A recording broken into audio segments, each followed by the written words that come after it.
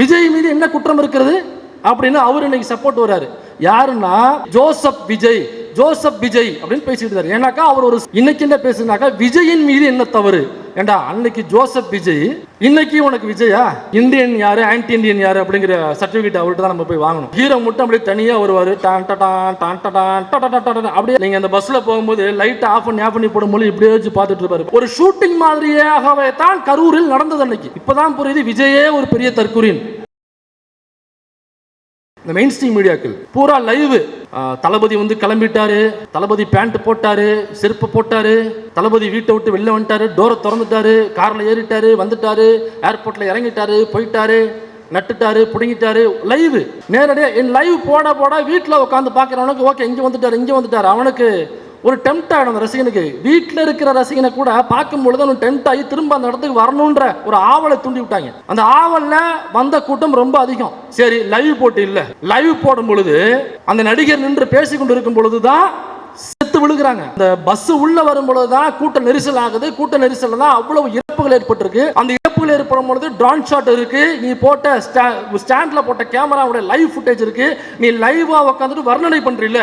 நீங்கள் பார்த்து கொண்டிருப்ப இந்த வராரு உட்காந்து பேசிட்டு இருக்காரு, கையை ஆட்டி பேசுகிறார், நீங்கள் பார்த்து கொண்டிருப்பது விஜய் பேசிட்டு இருக்கிறார், இப்படிலாம் லைவ்ல நீ கமெண்ட்ரி பண்றீல்ல. அதே கமெண்ட்ல ஐயோ விஜய் பேசிக் கொண்டிருக்கும் பொழுது பக்கத்தில் விழுந்து சாகுறாங்க, இதை பார்க்காமல் அந்த நடிகர் பேசிக் கொண்டிருக்கிறார், என்ன பொறுப்பாளராக இருப்பார் இவர், ஒரு தலைமைக்குரிய பண்பு இருக்கிறதா, அந்த கட்சியில தொண்டல் பாருங்கள், கேமரா அந்த பக்கம் திருப்புங்க, அங்க பாருங்க விழுறாங்க பாருங்க, அவங்களை காப்பாத்துங்க, யாராவது சொல்லுங்க இப்படின்னு எந்த மெயின் ஸ்ட்ரீம் மீடியாவில் லைவ் போட்ட எந்த சேனலாவது இதை பேசலாம். அன்னைக்கு இந்த நிகழ்ச்சி, இந்த சம்பவம் முடிந்து 3 நாட்கள் கழித்து தான் ஒரு ஃபுட்டேஜா லைவ்ல இருந்து எடுத்து போட்டுட்டு இருக்கானுங்க. அப்ப உனக்கு தெரியும் என்ன நடந்துகிட்டு இருக்குங்கிறது உனக்கு தெரியும். இந்த நேரத்தில் அதை போட்டோம்னாக்கா நமக்கு டிஆர்பி கட் ஆகும், வாங்கின துட்டுக்கு வேலை பார்க்கணும். அப்ப நீ துட்டு வாங்குறதுக்கு லட்சத்துல நீ துட்டு வாங்குறதுக்கு ஏன் முட்டு பிள்ளைங்களோட உச்சிர் வேணும் மேடம் உனக்கு. இதுல ஒரு மெயின் ஸ்ட்ரீம் மீடியாவுடைய பொறுப்பாளர் ஒருத்தர், அவர் பேர் என்னங்க, இந்திரகுமார், சமஸ்கிருதம்னு வச்சிருந்திருக்கலாம், ரெண்டும் ஒண்ணுதான் அளவு. அந்த ஊடகத்தினுடைய ஒரு அவர் தான் மூத்த நிர்வாகி, அதுதான் மூத்த பொறுப்பாளர், எடிட்டரா தலைமையா இல்லை, நீங்க தான் விவாதத்துக்குலாம் போறீங்க, இனிமே அந்த சேனலை கூப்பிட மாட்டாங்க அவனை, ஆல்ரெடியே கூப்பிடுறதுன்னு நினைக்கிறேன். அதனால அந்த சமஸ் அவர் உட்காந்து பேட்டி கொடுக்குறாரு 3 நாள் கழிச்சு. மீடியாக்களுடைய தவறு என்பது இருக்கிறது, இந்த ரத்தக்கரைகளில் மீடியாக்களுடைய கைகளும் இருக்கிறது. ஏண்டா லூசு, லைவ் போடும் போது உனக்கு தெரியல, அந்த லைவ்ல குழந்தைகள் செத்து விழுகும் பொழுது உன் கையில ரத்தக்கரை படிஞ்சிருக்குன்னு உனக்கு தெரியல, அந்த கேமராவில் அந்த ரத்தக்கரை படிஞ்சிருக்குன்னு அன்னைக்கு உனக்கு தெரியல. அப்ப அன்னைக்கு போடக்கூடாது, 3 நாள் கழிச்சு வேணா போட்டுக்கலாம். அன்னைக்கு அந்த ஃபுட்டேஜை போட்டாக்கா, அல்லது அந்த பக்கம் கவனத்தை திருப்பி இப்படியாக இங்க செத்து விழுந்து கொண்டிருக்கிறார்கள், மயக்கம் போட்டு விழுகிறார்கள், அங்கு இறப்பு நடந்து கொண்டிருக்கிறது, குழந்தைகள் கீழே விழுந்து அனைவரும் மிதித்து அந்த குழந்தையோட உசுல விளையாண்டுகிட்டு இருக்காங்க என்பதை சொன்னால் பேமெண்ட் வராது. இவனுங்க பூரா பேமெண்ட் ஆகிட்டு வேலை பார்த்துட்டு நம்மள பேமெண்ட் பெரியாரிஸ்ட்பாங்க. இந்த பெரியாரிஸ்ட் பேமெண்ட் ஆகிட்டு வேலை பார்த்துருக்கான், நாங்க பஸ்லையும் ட்ரெயின்லையும் வந்துட்டு போயிட்டு இருக்கோம். இவனுங்க வர்றது பூரா கார்ல வருவாங்க காசு வாங்கிக்கிட்டு, இவங்க வந்து பேமெண்ட் பெரியாரிஸ்ட், இவங்க காசு வாங்கிட்டு பேசுறாங்க, பூரா நம்மள சார்ஜ் பண்றது. இப்ப இதுல இவருக்கு ஆதரவாக களத்தில் இறங்கி இருக்கிறது யாருன்னு பார்த்தோம்னா, நம்ம காரைக்குடியில ஒருத்தர் இருப்பார், ஒரு தாசில்தார் ஒருத்தர் இருப்பார், அவர் இந்தியன் யாரு ஆன்டி இந்தியன் யாரு அப்படிங்கிற சர்டிபிகேட் அவர்கிட்ட தான் நம்ம போய் வாங்கணும். அந்த தாசில்தார் இன்னைக்கு வந்து விஜயின் மீது என்ன தவறு இருக்கிறது, விஜயின் மீது எந்த தவறும் இல்லை, இதில் திமுக செய்த சதிதான் இருக்கிறது, விஜய் மீது என்ன குற்றம் இருக்கிறது அப்படின்னு அவர் இன்னைக்கு சப்போர்ட் வர்றாரு. யாருன்னா கொஞ்சம் வருடங்களுக்கு முன்பு ஜோசப் விஜய் என்று சொல்லி, அவர் பேரு ஜோசப் விஜய் நம்ம யாரும் தெரியாது, ஒருத்தருக்கும் தெரியாது, அவர் விஜய் அவ்வளவுதான். ஜோசப் விஜயாக இருந்தாலுமே நமக்கு பிரச்சனை இல்லை, அது ஜோசப் விஜயோ முத்தார் விஜயோ நமக்கு அதுல பிரச்சனையே கிடையாது. அவர் நடிகர், நடிக்கிறாரு, ஆடுறாரு, சிரிக்க வைக்கிறாரு, பாடுறாரு, அதை நான் பார்த்து ரசிக்கிறேன், காசு கொடுக்குறேன், வந்துகிட்டே இருப்பேன். அதுல எனக்கு விமர்சனம்னாக்கா வெளியில வந்து அந்த படத்துல விமர்சனம் சொல்ல போறேன், அவ்வளவுதான். எல்லாரையும் பொறுத்த வரைக்கும் விஜய், திரையில விஜய் தான் பேர் வரும், இந்த பாடலை பாடிக்கொண்டிருப்பவர் உங்கள் விஜய்னு வரும். அதே மாதிரி இப்ப என்ன பண்ணிருக்கோம்னாக்கா, இந்த 42 கோயிலை செய்து கொண்டிருப்பவர் உங்கள் விஜய்னு போட்டிருக்கணும். அப்ப நம்மளை பொறுத்த வரைக்கும் விஜய் தான் அவரு. ஜோசப் விஜய் என்பதை முதல்ல இந்த உலகிற்கு கொண்டு வந்த அந்த தாசில்தார் யாருனாக்கா, அந்த காரைக்குடியில் உள்ள தாசில்தார் தான் ஜோசப் விஜய்.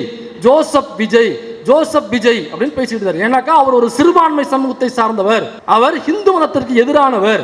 அதனால தான் மெர்சல் போன்ற திரைப்படங்களில், இன்னும் சில திரைப்படங்களில் பிஜேபிக்கு எதிரான கருத்துக்களை பேசுகிறார், ஜிஎஸ்டிக்கு எதிரான கருத்துக்களை பேசுகிறார், பிஜேபிக்கு எதிரான கருத்துக்களை பேசுகிறார். அவர் ஜோசப் விஜய் என்று பேசிய அந்த வாய்கள் இன்னைக்கு என்ன பேசுனாக்கா, விஜயின் மீது என்ன தவறு ஏண்டா, அன்னைக்கு ஜோசப் விஜய், இன்னைக்கு உனக்கு விஜயா? அப்ப ஜோசப் விஜய்னாக்கா இன்னைக்கும் ஜோசப் விஜய்னு சொல்ல வேண்டியது. இதுல இன்னொருத்தர் நம்ம ஆட்டுக்குட்டி அண்ணாமலை இருக்காரு பாருங்க. மைக்கேல் பட்டியில ஒரு ஒரு ஸ்டூடெண்ட், ஒரு பெண் ஒருத்தவங்க இறந்து போறாங்க, ஒரு பெண் மாணவர். அதை வந்து கட்டாய மதமாற்றம் நிகழ்ந்திருக்கிறது அப்படின்னு ஒரு பொய்யை இந்த பொய்யன் போட்டு பரப்புறான்.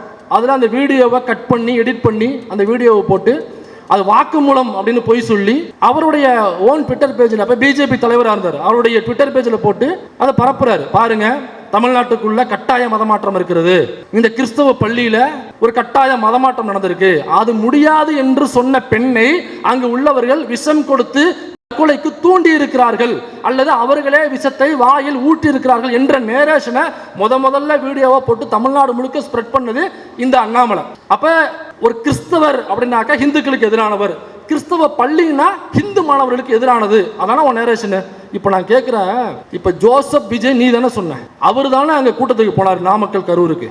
42 பேர் இறந்து போனதுல எனக்கு தெரிஞ்சு எல்லாருமே இந்துக்கள் நினைக்கிறேன், அல்லது பெரும்பான்மை இந்துக்கள் இறந்திருக்காங்க. அப்ப ஜோசப் விஜய் என்கிற இவர் இந்துக்களை கொல்வதற்காக கரூர்ல போய் கூட்டம் போட்டிருக்காருன்னு ஏன் இன்னைக்கு சொல்லல? அன்னைக்கு ஒரு பாப்பா இறந்து போது அந்த வீடியோவை எடிட் பண்ணி ஒரு பொய்ய வதந்திய ஊர் முழுக்க பரப்புன. ஆனா இந்த விஷயத்துல எந்த பொய்யும் இல்ல, எந்த எடிட்டும் இல்ல. விஜய் தான் போறாரு, மதியம் 12:45 போக வேண்டிய ஒரு மீட்டிங்கு நைட்டு 7:45 அந்த இடத்துக்கு போறாரு. அதனால ஏற்பட்ட கூட்ட நெரிசல்.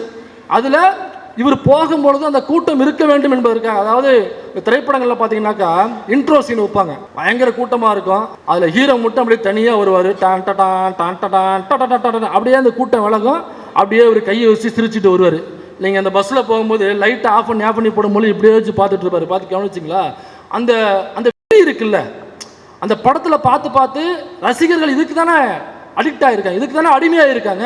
அப்போ லைவ்லையும் நாம அந்த உணர்வை உங்களுக்கு கடத்தணும் அப்படிங்கிறதுக்காகவே ஒரு ஷூட்டிங் மாதிரியாகவே தான் கரூரில் நடந்தது. அன்னைக்கு பல பேர் சொன்னாங்க, அந்த ஃபுட்டேஜ்லாம் இப்போதான் ரிலீஸ் ஆகுது. அந்த கூட்டத்தில் விஜயை பார்க்க போன ரசிகர்களே சொல்றாங்க, லைட்டை ஆஃப் பண்ணாமல் வந்திருந்தா நாங்கள் அங்கேயே பார்த்துட்டு விஜயை பார்த்துட்டோன்னு நாங்கள் கிளம்பியிருப்போம். ஏன்னா அதற்கு முன்பு வரை லைட் எரிஞ்சுது, அங்கே நின்று பார்த்தவங்க அப்படியே கிளம்பிட்டாங்க, ரிட்டர்ன் போயிட்டாங்க. லைட்டு விஜயை பார்த்தாச்சு கிளம்பிட்டேன். ஏன்னாக்கா அவங்க ரசிகர்கள், அவங்க கட்சிக்காரவங்க கிடையாது, அங்கே இருந்த கூட்டம் முழுக்க ரசிகர்கள் கூட்டம். அதில் கட்சிக்காரவங்களும் இருக்காங்க, ஆனால் பெரும்பான்மையாக வந்தது ரசிகர்கள் கூட்டம். அப்போ லைட்டை போட்டுட்டு வந்தாக்கா நான் விஜயை திரையில பார்த்தேன்னா நேரில் பார்த்துட்டேன்னு அப்படியே கிளம்பியிருப்பாங்க. அப்ப அப்படியே கிளம்புறாங்க என்கிற செய்தியை விஜயிடம் கொண்டு போய் நீங்க லைட் ஆஃப் பண்ணுங்க, அப்பதான் உங்களை பார்ப்பதற்காக கூட்டம் முழுக்க அங்க நிற்கும் பொழுது வரும், இல்லைனாக்கா பார்த்துட்டு அப்படியே போயிடுவாங்க, கூட்டம் கம்மியாக இருப்பது போன்று தோன்றும்.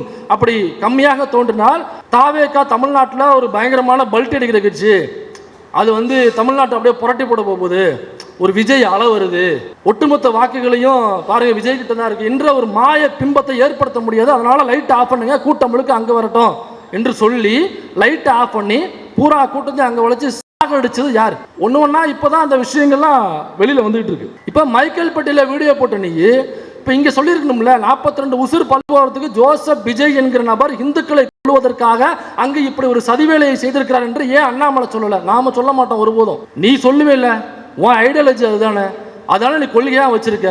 அப்ப ஏன் ராஜா அங்க சொல்லல?